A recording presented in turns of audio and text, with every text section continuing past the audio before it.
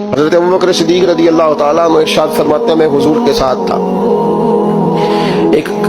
میدان سے ہم گزر رہے تھے تو ساتھ ہی ایک باغ تھا، وہاں بڑا رش تھا، لوگ بڑے اکٹھے تھے، بہت سارے لوگ جمع تھے۔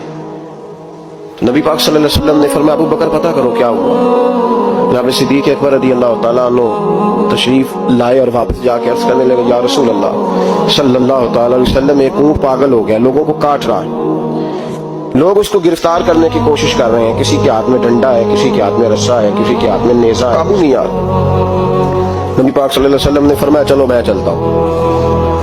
حضرت صدیق اکبر عرض کرنے لگے یا رسول اللہ صلی اللہ علیہ وسلم وہ پاگل ہو گیا، وہ کاٹتا پھر رہا ہے، آپ مہربانی کریں، وہ تکلیف دے گا۔ فرمایا ابوبکر مجھے جانے دو۔ جناب صدیق اکبر فرماتے ہیں نبی پاک صلی اللہ علیہ وسلم تشریف لائے اور حضور جیسے ہی کھڑے ہوئے نا اونٹ حضور کی طرف بھاگا، نبی پاک کی طرف لپکا، وہ میں بھی ڈرنے لگا، جتنے لوگ تھے پریشان ہونے لگے، دوڑا آیا اونٹ، ہم سب پریشان تھے لیکن محبوب کے چہرے پر بڑا ہی اطمینان تھا۔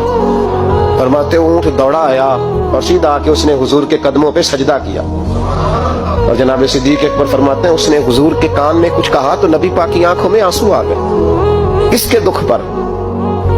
او بھائی غور تو کرو، اس بات کو سمجھو تو صحیح، تو جیتے جاگتے ہنستے کھیلتے انسان کے دکھ پر پریشان نہیں ہوتا، تو مسلمان پڑوسی ساتھ رہنے والا، پلنے والا، بسنے والا،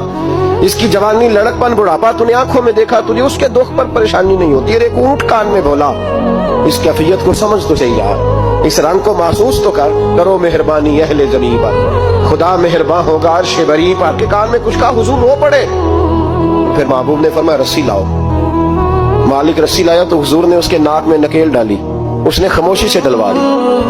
حضور نے اس کے ہاتھ میں دیا اور فرمایا تو کہتا ہے پاگل ہو گیا، وہ شکایت کر رہا ہے کہ حضور گرمی میں تپ جاتا ہوں پر پانی کا گھونٹ نہیں دیتا۔ یا رسول اللہ صلی اللہ علیہ وسلم یہ میری طاقت سے زیادہ مجھ پر بوجھ رکھتا ہے، محبوبہ میں تیرے سوا کس کو دکھ بتاؤں، کام زیادہ لیتا ہے چارہ کم ڈالتا ہے۔ وہ بھائی میرے محبوب پاک سید عالم صلی اللہ علیہ وسلم نے ہمیں جو مزاج عطا فرمایا وہ تو اس طرح کا ہے کہ جانور کو بھی دکھ ہو تو محبوب پاک کو تکلیف ہوتی۔